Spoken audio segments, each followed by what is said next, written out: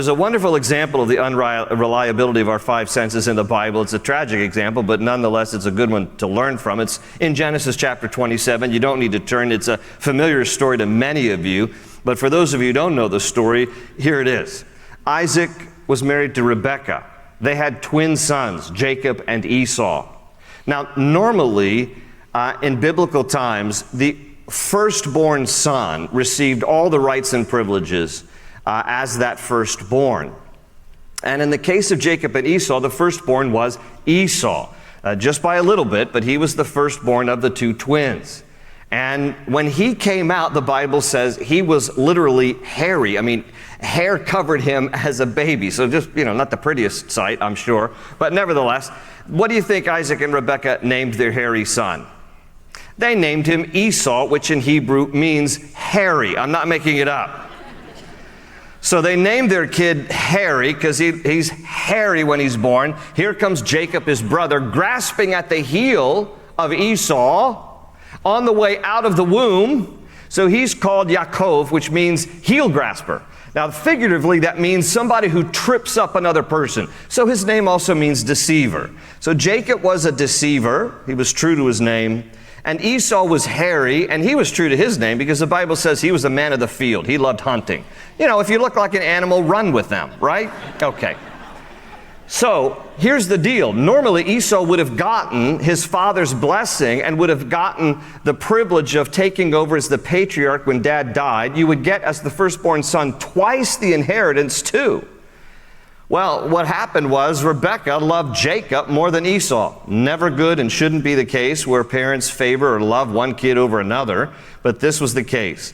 Isaac really preferred Esau, Rebekah preferred Jacob, and so when Isaac was old in years and unable to see, okay, now check that out. So one of his five senses had declined, and he couldn't rely on his sight. Rebekah, his wife, took advantage of this. She wanted Jacob to get the blessing, not Esau. Now, the fact of the matter is, in the Bible, it was God's preference that actually Jacob should be the son of the inheritance. It was just God's providence that in that particular case, the Bible says the older Esau shall serve the younger Jacob. But that was God's choice. Rebekah didn't need to help God. How many of you have ever tried to help God out? Just admit it. Go ahead. You've tried to help God. It didn't go well, did it? Because God is big enough to take care of things on his own. Rebekah didn't have to help God, but she decides she's going to. So what she decides to do is, I got to make Jacob appear to be Esau, so when Jacob goes in to get dad's blessings, who is now blind, he's going to think it's Esau. How are we going to do this? Well, we're going to slap some goat hair on the back of Jacob's neck and all over his arms and hands, so that when dad feels him, he thinks he's feeling Esau, otherwise known as goat boy, I guess. I don't know. Why would this be normal? But it was. Okay. So Rebekah says, come here, Jacob. Here's what we're going to do. We're going to deceive dad so you get the blessing. But I got to smear a bunch of goat hair all over you, or he won't think that you're Esau. You're smooth-skinned. You're kind of a mama's boy. You like sitting at home watching the Food Network and tying sweaters around your neck. We got to change that. And so she says to Jacob, I'm going to put a bunch of goat hair all over you. Jacob goes along with the whole plan. He goes into dad while Esau's out in the field, pretends to be Esau. What does Esau do? What does Isaac do? He relies on his senses. Now, he doesn't have sight, but what he does is he says, come here, boy. And he starts to feel the hands of Jacob, which now have a bunch of goat hair on it. And so Isaac assumes, okay.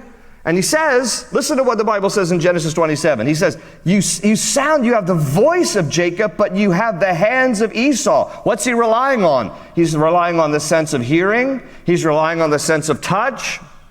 Then he says to Jacob, thinking it's Esau, come closer so that I might kiss you. And the Bible says in Genesis 27, he draws him near to smell him, because Esau smells like wild game. That's what he hangs around.